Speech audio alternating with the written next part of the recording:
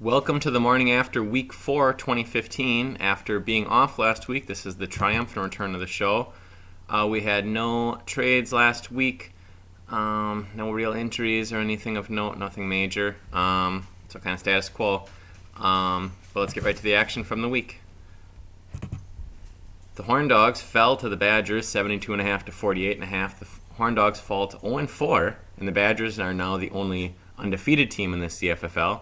Jeremy Hill, who only had 9 touches this week, had 3 touchdowns in those 9 touches and 22 points. Jameis Winston, who was the starting quarterback for the Horn Dogs, had 14 points. Defending champs are definitely in a hole at 0-4. The Gargoyles took down the Bucks 83.5 to 60.5. Gargoyles moved to 2-2. Sam Bradford led them with 17.5 points in his best game of the year. Le'Veon Bell and Justin Tucker had 29 points combined for the Bucks on Thursday night, but after that, the rest of the team struggled to put up many more points. The Bucks fall to 1-3. Bull and Storm continue their pattern of one bad week followed by one good week. So they took down the Garbage Men 93 to 33.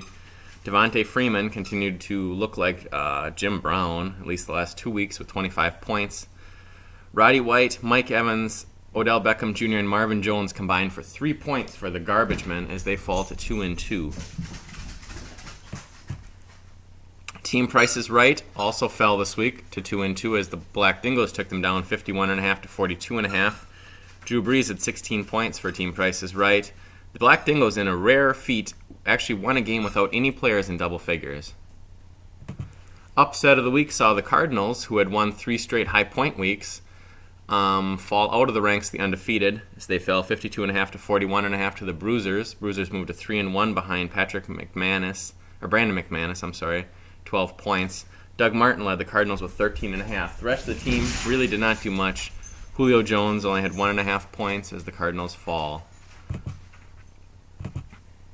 And finally this week we saw the battle of the trade partners earlier this year. The Kongs take down Team LBM 56 to 51. Vincent Jackson had 14 points. Tavon Austin had 17.5 points. The trade men that were involved, of course, Des Bryant did not play as he's hurt. Golden Tate had 1 point and maybe 1.5. And Brandon Cooks had 1 point, as the trade right now has looked like really a non-factor for both teams. As you can see, there's only one undefeated team and one winless team left this year. It's pretty close. There's one undefeated and there's 2 3-1 teams. So it'll be a close race down the stretch as we come. Take a look at the player of the week this week. Really, actually, it would have been if I would have went by 1 point. It would just by points. It would have been Carlos Santos of the Chiefs with 27. However, Devontae Freeman with his 2 weeks combined, I'll give him the nod. 3 touchdowns this week, 68 yards rushing, 81 yards receiving, and 25 points. He's definitely been a threat the last couple weeks. Tevin Coleman's return will have some effect on him. I think it should be this week. Probably won't see as many carries in that, but it looks like he'll be probably getting more of the goal line carries, although you never know what happens in this crazy year that we've had. Walk of Shame this week belongs to the Horn Dogs. The defending Super Bowl champ is now one of only 4 defending champions who have started 0-4. The 98 Vomits, 2012 Little Big Men, who actually went 0-5, the 2013 Badgers, and now the 2015 Horn Dogs. Of those teams, only the 98 Vomits, since renamed now in the Wiffle League, the Woodies, and it looks like they will be returning next year to the league, actually made the playoffs. He went 7-6 that year, so he really turned it around and went 7-2 down the stretch. So, Horn Dogs, you got your work cut out for you. Probably going to be a stretch, though, at this point. Going to need some quarterback play to improve. Jameis has been very inconsistent. Probably going to need to turn back to Stafford and hope he turns it around.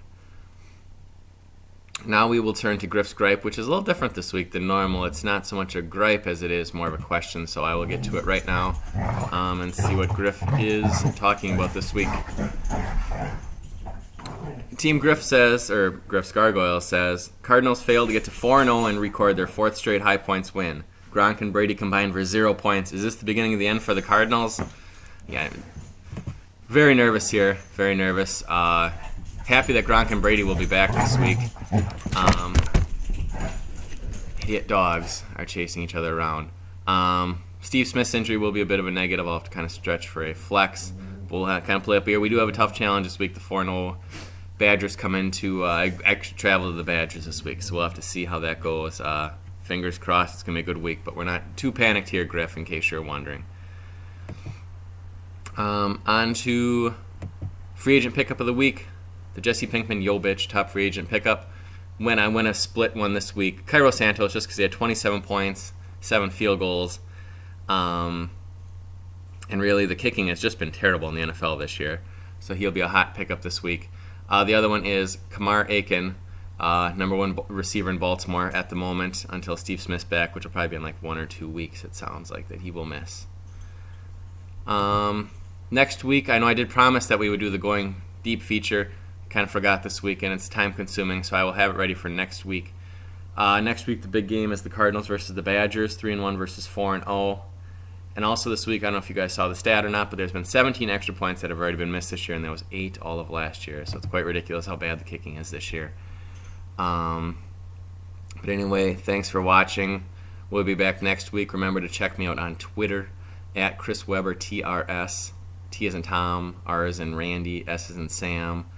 Live tweeting during games, since I'm a Buccaneers beat writer, so check that out. Best of luck to all except you this week, Bites. You're going down, getting back to the win streak. So thank you for watching. See you next week with a Going Deep. Bye.